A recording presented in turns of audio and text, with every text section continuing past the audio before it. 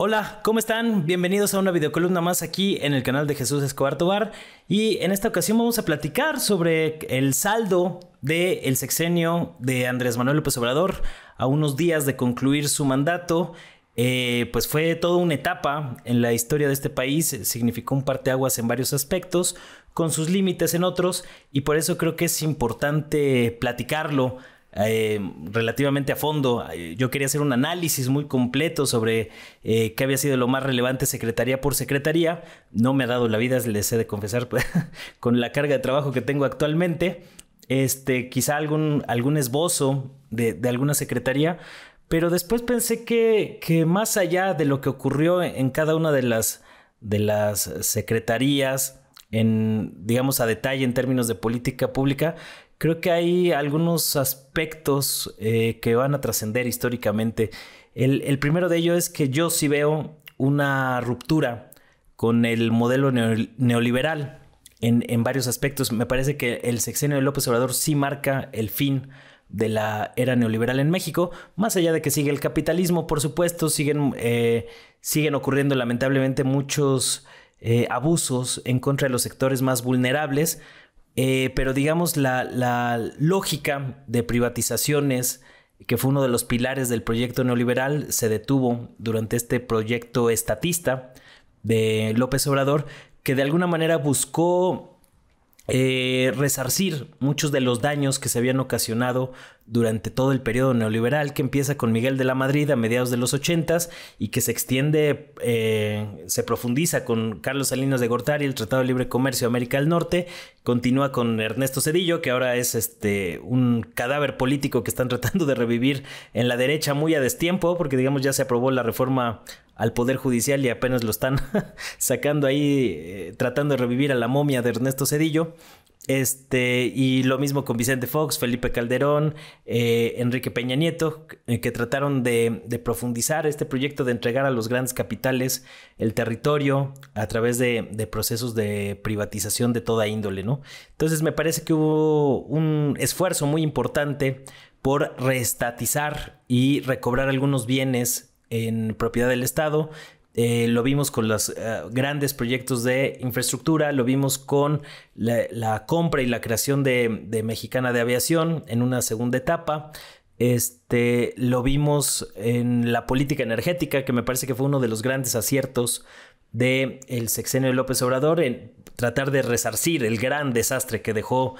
dejaron los neoliberales en Pemex, una empresa prácticamente quebrada y que ha sido fundamental para el desarrollo de este país durante las últimas décadas. De hecho, pues fue la expropiación petrolera de Lázaro Cárdenas lo que permitió financiar proyectos como el Instituto Mexicano del Seguro Social, la Universidad Nacional Autónoma de México, entre muchos otros, ¿no? Bueno, esa gallina de los huevos de oro, como dijo Peña Nieto, que se había acabado, pues se trató de reconstruir de alguna manera. Lo vimos desde los primeros días del sexenio de López Obrador con todo el tema del huachicoleo y demás, y me parece que fue un sexenio muy intenso desde que comenzó, e incluso antes con todo el tema del aeropuerto que abarcó buena parte de la primera mitad del sexenio. Pues fueron unos jaloneos muy intensos en varios aspectos, pero me parece que la política energética fue uno de las claves. Este asunto de hacer una contrarreforma para tratar de regular muchos de los abusos de empresas como Iberdrola. El tema de los gasoductos, que digo es muy criticado. Manuel Bartlett, yo también no es un personaje santo de mi devoción, ni mucho menos. Me parece que es un tipo autoritario, pero también hay que reconocer que hizo un buen trabajo a la hora de renegociar un tema que para mí era crucial, que tiene que ver con todo el asunto de los gasoductos. Los neoliberales construyeron plantas eléctricas en México durante 30 años, pensadas para trabajar con gas natural que México no tiene y tenía que importar de Estados Unidos, y pues ahí se llenaban el bolsillo muchos intermediarios de empresas privadas. Gran parte del lobby energético con el que me di buenos agarrones este sexenio, pues estaban tratando de mantener ese coto de privilegios, y al final pues Iberdrola acabó incluso vendiendo varias de sus plantas luego de que se cambió la ley para resarcir mucho de ese gran daño que se estaba cometiendo contra los mexicanos, que estábamos subsidiando parte de la energía eléctrica de empresas como Oxxo, Bimbo, entre otras, ¿no? Cemex, entre otras. Entonces me parece que en la política energética fue uno de los aciertos. Sin embargo, creo que el principal acierto, y esa fue la base del proyecto de la 4T, de la Cuarta Transformación durante el sexenio de López Obrador, fueron definitivamente los programas sociales. Fue de las primeras medidas que se impulsaron porque de alguna manera López Obrador, con ese gran colmillo político que tiene, sabía que esa base social y el hecho de otorgar programas sociales para los sectores más vulnerables, de adultos mayores a jóvenes que no se ven atendidos en muchos años aquí en el país, a campesinos a través de Sembrando Vida, entre otros, pues permitió aliviar un poco o mitigar los efectos depredadores de 30 años de neoliberalismo que dejaron en una situación muy precarizada a gran parte del país. Esto ayudó, junto con la política de subir el salario mínimo, que también llevaba estancada 30 años, permitió reducir los niveles de pobreza a su mínimo histórico desde que se mide esto a través del Coneval. Estas mediciones empezaron en 2008, para que lo tengamos presente. Y digamos, desde ese entonces no se había registrado un nivel de pobreza tan bajo, que yo creo que fue una de las cosas cruciales que permitieron un apabullante triunfo electoral el 2 de junio. Esto, por supuesto, sale muy minimizado en la prensa corporativa, esta reducción significativa de la pobreza que se logró con los programas sociales y con esta política de restablecer el salario mínimo, aumentar la inversión del Estado en proyectos productivos, que también generó un crecimiento económico importante, sobre todo en la región del sureste, con el proyecto del Tren Maya, y el tren interoceánico, la refinería de Dos Bocas, que también era un asunto crucial para garantizar la soberanía energética del país. Y más allá de los asegúnes que uno podría tener, o las críticas más a detalle con todos estos proyectos, pues para mí es un indicio de que se trató de impulsar o de retomar la rectoría del Estado por encima del papel de algunos grandes capitales. No se logró del todo, esto también hay que decirlo, y hay muchos señales de que esta separación entre el poder político y el poder económico, como ha pregonado el presidente López Obrador, no se dio, tampoco en los términos de la lucha anticorrupción, aunque sí se han tratado de desmantelar algunas de las mafias, la mafia de la industria farmacéutica, que ocasionó muchos problemas en este sexenio, en un contexto bastante difícil como lo fue la pandemia de COVID-19. Y también pues ahora con la mafia que se adueñó del poder judicial y que de alguna manera también estaban tratando de boicotear a partir de ahí pues los temas que tienen que ver con seguridad, con temas de narcotráfico y cosas de esta índole, ¿no? Por eso esta última batalla del poder judicial ha sido bastante importante, todavía no se ha acabado, ahí están con los amagos de que van a seguir tratando de echar abajo la reforma desde la Suprema Corte de Justicia, aunque no tengan facultad para ello, pero pues ya vimos los alcances golpistas que tienen estos grupos, ¿no? Entonces, me parece que esta situación de cómo los programas sociales beneficiaron a un sector importante de la población es el mayor acierto del sexenio de López Obrador. Es más, casi todo lo demás podría salir sobrando, pero de alguna manera estos apoyos fueron cruciales para que mucha gente a lo largo y ancho de México pudiera respirar un poco. Me parece que a final de cuentas el proyecto de la Cuarta Transformación, yo lo he comentado en otras ocasiones también, se me hace un proyecto moderado en términos históricos, no está replanteando desmantelar el Estado liberal y burgués que surgió durante el siglo XIX, finales del siglo XVIII, principios del siglo XIX, principalmente en Europa, y que después se extendió a otras regiones del mundo, como en América Latina, con la Guerra de Independencia. No se está planteando reestructurar el Estado, o no se está planteando reformas de gran calado sobre los temas de la propiedad, por ejemplo, pero sí de alguna manera pues permitió aliviar muchas de estas tensiones del el régimen neoliberal. De hecho, pues el mismo nombre del partido, del Movimiento de Regeneración Nacional, pues ya trae implícito el objetivo, que era regenerar o aliviar muchos de estos síntomas o estos agravantes que se agudizaron durante todo el periodo neoliberal, y en el cual se incluye, por supuesto, el tema de la seguridad. Que digamos, hay un pendiente ahí, hubo una reducción. Acuérdense que los 3 primeros años, en el número de homicidios, sobre todo, que pues es el indicador por excelencia de los temas de seguridad, estuvo en una planicie o en una meseta de más o menos 3 años, de 2018 a 2021 más o menos, y después empezó una ligera caída. No es suficiente, desde luego, pero sí, digamos, se entregó un país en mejores condiciones del que se encontró en 2018, a pesar de que ha habido, desde mi perspectiva, negligencia en temas como la inseguridad en Chiapas, en el estado de Guanajuato, con fines políticos, el culiacanazo que ocurrió en Sinaloa, ahora estos hechos de violencia más reciente ocasionados por la intromisión del gobierno de Estados Unidos y su pacto con narcotraficantes para detener a Ismael Mayo Zambada, lo cual está ocasionando problemas en Culiacán, que no se comentan mucho tampoco en las causas profundas de este fenómeno en la prensa mexicana, que es muy alineada a los intereses del imperialismo estadounidense. Pero digamos, me parece que también en seguridad pues era más o menos lo que yo esperaba a principios del sexenio. De hecho, casi toda la administración de López Obrador más o menos es lo que uno podría haber esperado. A lo mejor nos sorprendió para bien en unas cosas, para mal en otras, como el caso de Ayotzinapa también, la manera en que se dinamitó ese caso, que era crucial para aliviar algunos de los grandes agravios que se han cometido en este país en materia de derechos humanos en los últimos años. Me parece que fue un error de López Obrador y que va a tener que cargar con ese asunto, pero digamos hubo otros beneficios. En general creo que sí la política exterior también casi olvido ese punto, pero digamos la manera en que se volvió a mirar hacia el sur, hacia la región de América Latina, me parece que es un viraje muy importante en materia de política exterior, aunque digamos en la recta final el gobierno humanista, como dice el mismo presidente Andrés Manuel López Obrador, se quedó corto a la hora de condenar una atrocidad del tamaño del genocidio que está ocurriendo en Palestina a manos de Israel y sus secuaces del imperialismo globalista,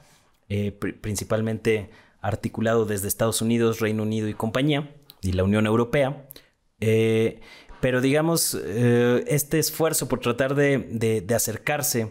a los gobiernos y a las regiones de América Latina, me parece que también fue un esfuerzo importante. Vimos algunos destellos interesantes en materia de política exterior. La manera en que se lidió con la intromisión de Estados Unidos durante los primeros años todavía de mandato de Donald Trump, con una presión muy fuerte, incluso con políticos estadounidenses hablando de la necesidad de invadir a México por el tema del narcotráfico, etcétera, etcétera. Las presiones por imponer aranceles fueron algunas de las pruebas cruciales junto con la pandemia de COVID-19, pero digamos, creo que en la evaluación general sale bien librado López Obrador, o al menos desde mi perspectiva, sale aprobado. El respaldo popular es importante. Por ahí me comentaban algunos amigos, familiares, que les llamó mucho la atención cómo vieron algunos de los videos del grito de independencia que tuvieron Felipe Calderón, Enrique Peña Nieto, de cómo se les gritaba asesino en esa conmemoración, y cómo ahora cambiaron las cosas y el sentir popular, que ahora pues el grito hacia López Obrador pues era no te vayas, ¿no? Creo que sí lo vamos a extrañar en muchos aspectos, el colmillo y el olfato político de López Obrador para atajar temas cruciales para mí. O sea, ya lo he comentado en muchas ocasiones, la detención de Salvador Cienfuegos a manos de la DEA pues era parte de un plan golpista orquestado desde Estados Unidos, pero también alimentado desde la oligarquía mexicana para tratar de dividir fuerzas en el ejército y que pudiera prosperar estas intentonas golpistas que no han cesado en los últimos 6 años y que van a continuar durante el mandato de Claudia Sheinbaum. Pero digamos, tuvo un olfato y un timing político muy importante López Obrador a la hora de atajar estos temas. creo que también una de lo más crucial del sexenio de López Obrador fue que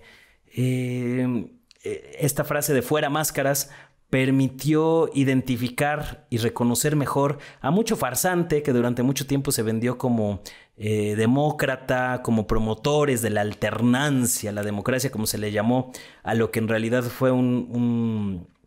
intento de establecer un bipartidismo de derecha en México para que pudiera seguir avanzando el proyecto saqueador del neoliberalismo. Y digamos, mucho farsante, sobre todo en los medios de comunicación, se quedaron en evidencia lo descarados, los cínicos, los sinvergüenzas que realmente son, dispuestos a mentir, a engañar, a manipular con tal de satisfacer sus privilegios sectarios, sus privilegios de clase social, de muchos de estos comentócratas del viejo régimen o que prosperaron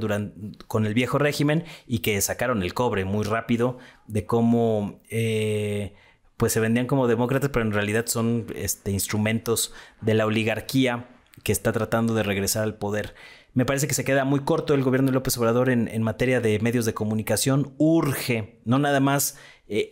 implementar estos proyectos o estos avances sociales, sino que también se necesita mucho más en temas de concientización política. López Obrador le apostó prácticamente todo a las conferencias mañaneras, le dieron muy buen resultado porque, digamos, es un comunicador muy efectivo. López Obrador, con sus largas conferencias matutinas que de alguna manera marcaron la agenda política los últimos 6 años, pero creo que en materia de medios de comunicación se queda muy corto para las necesidades que tiene México. Se desarticuló Notimex ahí en intrigas, pues yo diría pues de muy bajo nivel. Y realmente creo que la correlación de fuerzas en los medios de comunicación sigue siendo vital en la lucha política. Ojalá que los gobiernos, no solo de México, sino de América Latina, entiendan que tienen que invertir dinero, no porque sea algo secundario. Yo diría que invertir en medios de comunicación y que la gente pueda acceder a información más equilibrada es urgente en el contexto político mundial actual. Y sobre todo con una creciente censura en redes sociodigitales que cada vez está dificultando más poder transmitir a la gente estos temas y esta concientización política. Me parece que sale bien librado el gobierno de López Obrador en varios temas, en los importantes, queda de ver en algunos otros. Hay que tener en cuenta que el gobierno de López Obrador pues es un gobierno acotado dentro de el liberalismo progresista, que tienen que ver con temas ideológicos. Ahí luego yo hago mis críticas al proyecto de la 4T, digo que es un proyecto moderado, y todavía hay un ala dentro del moderado proyecto de la 4T que es todavía más moderada, que están ahorita un poco enojados, que son los famosos progres, con algunas críticas que yo he hecho por ahí en redes, y luego me acusan de querer yo repartir o avalar los carnets de izquierda. Y no se trata de clavarse con temas ideológicos, de a ver quién es más de izquierda que otro. Simplemente yo sí creo que es necesario tener muy claro bajo qué coordenadas se está dando el actual momento político, tanto en México como en el mundo. Y yo he comentado pues que los proyectos progresistas, liberales, tienen ese tufo conservador porque buscan conservar el Estado liberal y burgués, que surgió durante lo que el historiador Eric Hobsbawm llamó las revoluciones burguesas. Y a pesar de que pueda tener ahí un matiz social, popular, nacionalista, pues sigue acotado dentro de los límites y los alcances de los gobiernos liberales, que desde mi entender pues es una ideología ya caduca y es una ideología conservadora que a final de cuentas ha facilitado la apropiación el Estado por parte de las grandes corporaciones. Y ahí es cuando uno hace un poco de memoria, revisa lo que dijo Andrés Manuel López Obrador sobre cómo el neoliberalismo no hubiera sido tan malo si no hubiera habido tanta corrupción, lo cual evidencia pues la mirada histórica que tiene el líder de este proyecto político. Otros temas como celebrar que se incremente la fortuna de los magnates como Carlos Slim y compañía. Ricardo Salinas Pliego y demás, o de los grandes banqueros, y que se celebre, o temas como la inversión extranjera, pues te hablan, estos acercamientos con BlackRock, entre otros grupos, pues hablan o acuérdense también el otro caso de pues todo el impulso que se le dio al tema de que Elon Musk pusiera una planta de Tesla aquí en México, que si querían que fuera en Hidalgo o en Monterrey, cosas de este tipo, pues hablan todavía de que el gobierno de López Obrador, aunque se diga de izquierda, realmente es un proyecto de centro, es un proyecto liberal, estatista, nacionalista, popular, que es algo muy importante, a diferencia de lo que ocurría con los gobiernos neoliberales, pero sigue acotado dentro de este paradigma. Por eso hay mucha confusión, y yo por eso trato de esclarecer un poco la situación en términos ideológicos, porque hay, por ejemplo, quien dice que no ha acabado el neoliberalismo en México o en el mundo, cuando es evidente que ahorita ya no estamos en una fase de libre mercado, sino más bien de sanciones económicas por doquier. Yo no sé cómo pueden seguir defendiendo que eso sigue siendo neoliberalismo. Por supuesto que están tratando de saquear desde otras formas, ¿no? Pero digamos, lo salvaje que fue el neoliberalismo es todavía más salvaje en la era post-neoliberal. Son más cínicos, más descarados. Los tecnócratas fueron sustituidos por locos con motosierra. El caso de Javier Milei en Argentina me parece paradigmático. Y digamos, el mundo está en otras coordenadas de lo que ocurría a mediados de los 80, cuando se empezó a desarrollar este proyecto político y económico del neoliberalismo, que está en una fase de desgaste muy profunda, y que eso está también ocasionando muchos de los coletazos del imperialismo globalista en diversas partes del mundo ante el surgimiento de potencias emergentes. Entonces, en todo ese contexto, digamos, yo creo que el gobierno de López Obrador supo navegar bien. Hay un tema, y también por eso me parece importante discutirlo aquí con ustedes, que este tema de si es de izquierda, no es de izquierda, si es de centro, es para ubicarnos en el espectro político, y tener muy en cuenta que a final de cuentas los países como Cuba o Venezuela, y quizá en menor medida Bolivia o Ecuador, que también intentaron trascender el Estado liberal y burgués, pues han tenido que pagar un alto precio con sanciones, con represión, con políticas de diversa índole, ¿no? Pues ahí vemos a los congresistas europeos votar por quién es el presidente de Venezuela en una actitud abiertamente colonialista, imperialista y demás. Y digamos, creo que para evaluar el sexenio de López Obrador, pues es importante también discutir hasta qué punto México puede cambiar, en la medida de que pues está al lado de Estados Unidos. Hay mucha presión del imperialismo estadounidense sobre México. Digamos, México es la puerta de entrada al resto de América Latina, ejerce una influencia importante en términos culturales, en términos geopolíticos, y digamos, hasta qué punto se puede radicalizar el proyecto político, hasta qué alcance tendría la radicalización de un proyecto político más profundo, más hacia la izquierda. Pues ya depende de este constante estira y afloja con el imperialismo estadounidense, que va en un proceso decadente, pero que de alguna manera pues sigue generando mucho ruido y está poniendo muchas trabas para que estos procesos se desarrollen en América Latina. Lo estamos viendo, pues, como hay intentos de golpe en Colombia, en Honduras, se han intensificado en las últimas semanas, pues ya lo vimos en Bolivia, en Perú, en Chile también están tratando de meter mano, en Argentina y demás, ¿no? Entonces, esa es una de las paradojas que tiene la izquierda latinoamericana actual. Hasta qué punto pueden radicalizarse los proyectos alternativos en América Latina. Yo sí soy de la idea de que pues hay que ir paso a paso, porque tampoco creo que en los casos de Cuba o Venezuela, aunque yo los respeto mucho, esos procesos y la manera en que la gente ha defendido esos proyectos de tintes revolucionarios,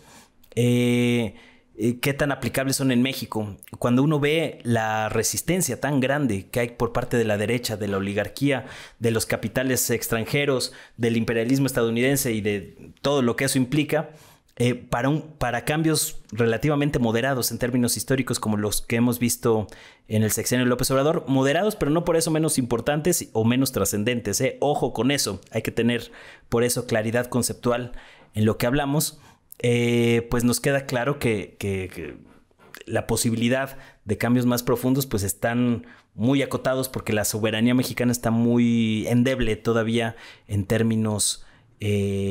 pues productivos, económicos y demás, ¿no? Por eso es importante garantizar cosas básicas como la soberanía energética, que estábamos muy rezagados, el tema del salario, para tratar de resarcir algunos de los daños de la fase neoliberal.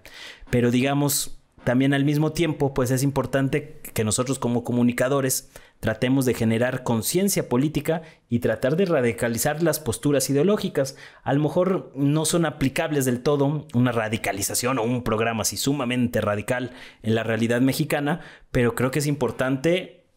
discutirlo, hablarlo, reflexionarlo para tirar y tratar de empujar a que cada vez vaya más en esa dirección quienes queremos un cambio profundo y verdadero y radical en la correlación de fuerzas que existe todavía en México. Desde luego no es un tema fácil, nadie tiene una varita mágica para solucionar estos temas, pero es importante irlo discutiendo. Por eso me parece que más allá de si es un proyecto moderado, ¿no? Me parece que el gobierno de López Obrador fue una bendición para muchos mexicanos ante la precarización tan brutal que se dio durante toda la etapa neoliberal. No, este proceso transformador no le llegó tampoco a todos. Han habido muchas comunidades indígenas que siguen siendo muy lastimadas por los proyectos de infraestructura propios de gobiernos liberales, como el de López Obrador, afines a los grandes capitales, aun cuando tengan este matiz social, ¿no? Entonces, por eso es importante acotarlo, entenderlo, tratar de digerirlo, reflexionarlo y pues estar preparados para lo que viene, porque digamos, esta segunda etapa o el segundo piso de la transformación con la llegada de Claudia Sheinbaum va a implicar nuevos retos. Me preocupa también cómo se va a dar los cambios dentro de la dirección del partido Morena. Creo que mucho se va a definir por ahí. Hay toda una polémica sobre cómo le torcieron ahí las manos a los zampones de los Yunes para que votaran a favor de la reforma del Poder Judicial. A mí me parece que al país, al pueblo mexicano, le servía más doblegar a estos zampones para aprobar una reforma al Poder Judicial que limpie las estructuras podridas de ese poder, a tratar de judicializar a los Yunes con un poder judicial completamente corrompido y podrido, que ha hecho que eso, sumado a una inoperante Fiscalía General de la República, que también creo que fue uno de los grandes lastres del sexenio de López Obrador, pues genere que muchos de los apresados, como pasó con Emilio Lozoya, con Rosario Robles, pues acabaran saliendo de prisión precisamente por todas estas situaciones, ¿no? Por eso me parece que también la última batalla de la reforma al Poder Judicial, el Plan C y demás, pues va a marcar también esta trayectoria del final del gobierno de López Obrador, que ha anunciado pues que se va a retirar. Creo que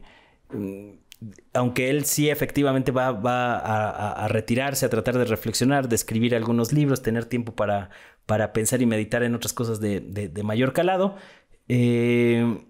vamos a ver qué tanto va a regresar López Obrador a la vida pública, sobre todo en un contexto global muy tenso, muy difícil, donde actores como Israel están empujando una guerra de gran calado en Medio Oriente. No sabemos hasta qué punto ese tipo de cosas puedan agudizar las tensiones acá en México, y sobre todo con la inestabilidad política que hay en Estados Unidos. Quizá no sea la última vez que veamos a López Obrador, aunque pues él esté tratando de retirarse. Yo creo que en muchos sentidos puede sentirse satisfecho del deber cumplido, porque a final de cuentas, más allá de los errores, de los aciertos, sí trajo un beneficio para un importante número de mexicanos que están agradecidos, y que también es el